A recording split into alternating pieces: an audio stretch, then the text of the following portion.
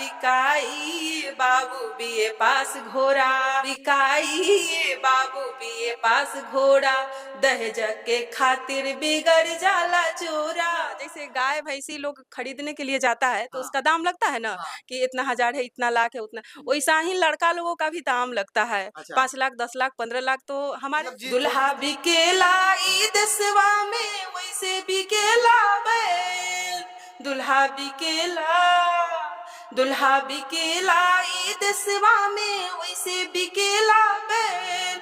कि शर्म कराई सब करनी पर भैया बंद कराई खेल। कि जब मेरी शादी ठीक हुई थी ना एक जगह, तो वो काफी ज्यादा दहेज मांगे थे, इसीलिए मैं उस पे गाना बनाई और उस जगह मैं ही उस लड़के से शादी नहीं की कि नहीं, जो दहेज मांगता है वैसे लालची के घर में मैं नहीं जाऊंगी। जो दहेज लड़की के बाबूजी गईयो बेचई जमीनियो बेचइए बहिनी, तबो नहीं दाही जबो पुरई करे जबो कापइए बहिनी। कुछ किए बिना, कुछ किए बिना ही जय जयकार न होती, कोशिश करने वालों की हार न होती, कभी हार न होती। कि नौकरी छोड़ के लोक गायिका बन गई है क्या? जी सर। जी। क्यों बनी? लोक गायिका तो है ही, साथ में अभी टीचर की तैयारी भी कर रहे हैं। और मैं सीआईएसएफ की नौकरी छोड़ी थी बच्चों के लिए, और मेरे पति बोले थे कि अभी मैं खुद कमाता हूँ, बच्चा को देखो उसके बाद आगे देखा जाएगा, इसीलिए मैं छोड़ दी थी। मतलब पति के वजह से या सास ससुर की वजह से? नहीं, मैं सास तो मेरी बोली थी करने के लिए, लेकिन मेरे हस्बैंड ही नहीं जाने दिए थे। नहीं जाने दिए। ट्रेनिंग किए थे 3 महीना रह के, उसके बाद मैं आई तो वापस नहीं गई। चलिए खैर, तो ये दहेज प्रथा पे गीत कैसे आपके जहन में आया कि दहेज प्रथा ही आप चुनी? क्योंकि दहेज प्रथा इसलिए मेरे ज़हन में आया क्योंकि जब मेरी शादी ठीक हुई थी ना एक जगह, तो वो काफ़ी ज़्यादा दहेज माँगे थे, इसीलिए मैं उस पे गाना बनाई और उस जगह मैं ही उस लड़के से शादी नहीं की कि नहीं, जो दहेज माँगता है वैसे लालची के घर में मैं नहीं जाऊँगी, जो दहेज लेगा वो मेरा इज़्ज़त क्या करेगा। उसी दिन से मैं सोची कि मैं दहेज प्रथा पे गीत गाऊँगी, और मैं 2-3 ऐसे गाना है जो दहेज प्रथा पे बनाई थी, उसके बाद तो पर्सनल मेरा लोक गायक है ही, और 15 अगस्त हो गया, 26 जनवरी हो गया। गाना तो मेरे ज़हन में बचपन से ही था क्योंकि पापा थोड़ा बहुत गाते थे, मम्मी गाती थी तो मैं सीखती थी उन लोगों के साथ में, और परिवार अच्छा मिला जो कि मैं आज यहाँ पे हूँ। देख लीजिए, ये बहुत बड़ी बात है। इन्होंने अपने शादी को रिजेक्ट कर दिया इसलिए क्योंकि इनसे जो है वो दहेज माँगा गया था। क्या यहाँ पे जो शादी हुई ये दहेज यहाँ पे? नहीं, यहाँ पे दहेज नहीं लिया गया है। मेरे पापा थोड़ा बहुत जो सके थे वही दिए, क्योंकि मेरे गिफ्ट ससुराल वाले स्वरूप का, दिए थे। हाँ, मेरे ससुराल वाले का कोई डिमांड नहीं था कि हमको इतना लाख चाहिए, उतना लाख चाहिए। बस मेरे को देख के लोग बोले ठीक है कर लेंगे शादी बेटा। चलिए तो शुरुआत करते हैं पहले इनके शेरों और शायरी से। शायरी भी करती हैं? बिल्कुल, बिल्कुल। तो दर्शकों को सुनाएंगे। प्यार भी भरपूर गया, मांग का सिंदूर गया, नन्हे नलिहालों की रोटियां चली गई, छोटे छोटे बच्चों की चोटियां चली गई, आपके लिए तो एक आदमी बड़ा है साहब, मेरे घर की तो रोटियां ही चली गई। अरे वाह वाह वाह! और है आगे? हाँ, भरा नहीं जो भावों से जिसमें बहता रसधार नहीं, हृदय नहीं वह पत्थर है जिसमें स्वादेश का प्यार नहीं। ये गाना मैं बचपन में गाना के साथ मेरे सर सिखाए थे, तो मैं इसको अभी तक याद रखी जो आज मैं बोल रही हूँ। तो इसको गाने के माध्यम से भी सुना सकती हैं? हाँ, बिल्कुल, बिल्कुल, क्यों जरा नहीं। सुनाइए। लहरों से डर कर नौका पार न होती, कोशिश करने वालों की हार न होती, कभी हार न होती। प्राणों से डर कर, प्राणों से डर कर देश आजाद न होता, हम भारत वासियों को अपना राज न होता, अपना राज न होता। लहरों से डर कर नौका पार न होती, कोशिश करने वालों की हार न होती, कभी हार न होती। मिलते ना सहजी मोती गहरे पानी में, बढ़ता दून उत्साह इसी हैरानी में। असफलता एक चुनौती है स्वीकार करो, क्या कमी वो रह गई देखो और सुधार करो। जब तक न सफल हो नींद चैन को त्यागो तुम, संघर्षों का मैदान छोड़ मत भागो तुम। कुछ किए बिना, कुछ किए बिना ही जय जयकार न होती, कोशिश करने वालों की हार न होती, कभी हार न होती। मैं इस गाने को एमपीएस अभी शीतल भोकरहर में है जो वो ब्रांड हो गया है, स्कूल है। बचपन में इस गाने को वहीं से मैं गाती थी और आज तक उस गाना को गा ही रही हूँ। हाँ, क्योंकि ऐसा गाना ये बन गया था कि हर एक लोगों के जुबान पे ये गाना आ गया। बिल्कुल, बिल्कुल, क्योंकि कोशिश करने वालों की कभी हार नहीं होती। अगर आप कोशिश करेंगे तो बिल्कुल आप विजय प्राप्त करेंगे, चाहे वो कोई भी क्षेत्र क्यों ना हो। अब आते हैं कि आप दहेज प्रथा पे दर्शकों को कुछ गाना सुनाएँगे। हिंदू मुस्लिम सिख ईसाई भाई एक समान, आई चारों फुलवा से गमकल हो, ई चारों फुलवा से गमकल हमर हिंदुस्तान की बोलो वंदे मातरम, कि वंदे मातरम। मिल के रहा सब प्राणी भारत देश में, खेतवा के रखवाली कैलन भैया वीर किसान, देशवा के रखवाली कैलन हो, देशवा के रखवाली कैलन भैया वीर जवान, की बोलो वंदे मातरम, कि वंदे मातरम। मिल के रहा सब प्राणी भारत देश में, धरती बटला सागरे बटला बाटला आसमान, सुख दुख मिलके बाटला भैया हो, सुख दुख मिलके बाटला भैया बाटला इंसान, की बोलो वंदे मातरम, कि वंदे मातरम।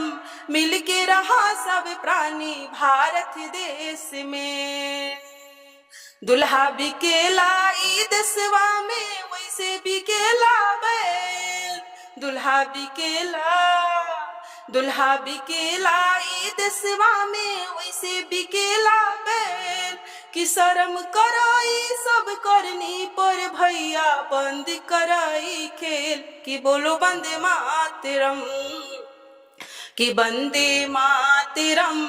मिल के रहा सब प्राणी भारत देश में। बहुत अच्छा संदेश एकजुटता को भी लेकर, दहेज को भी लेकर, क्योंकि इन्होंने उसमें इस गाने में जो है वो दहेज की भी चर्चा की है कि दुल्हा बिकेला वैसे जैसे कि यहाँ पे बैल बिकता हो। तो क्या ये आपको लगता है कि जिस तरीके से दुल्हा बिक रहा है उसी तरीके से बैल बिक रहा हो? हाँ, बिल्कुल, हाँ? बिल्कुल। हाँ, जैसे बैल की तरह दुल्हा बिक रहा है। हाँ, जैसे गाय भैंसी लोग खरीदने के लिए जाता है तो हाँ, उसका दाम लगता है ना, हाँ। कि इतना हजार है, इतना लाख है, उतना। वैसा ही लड़का लोगों का भी दाम लगता है, अच्छा। 5 लाख 10 लाख 15 लाख। तो हमारे मतलब जो जिस तरीके का बैल रहा, मतलब उस हिसाब हाँ, से जिस उसको हिसाब से बैल का दाम लगाया जाता है, हुँ। गाय भैंसी का दाम लगाया जाता है, ठीक उसी प्रकार लड़कों का भी दाम लगाया जाता है।